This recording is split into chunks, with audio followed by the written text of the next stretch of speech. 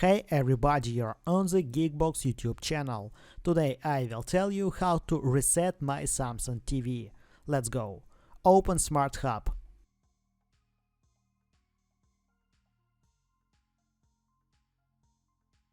Settings. All settings. Or use settings button. General.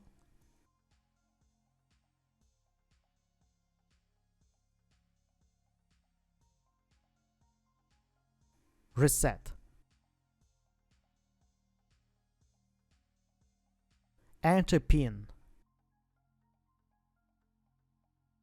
That's it. Now you know how to reset my Samsung TV. If I've helped you, please like and subscribe to the channel. Good luck and see you soon.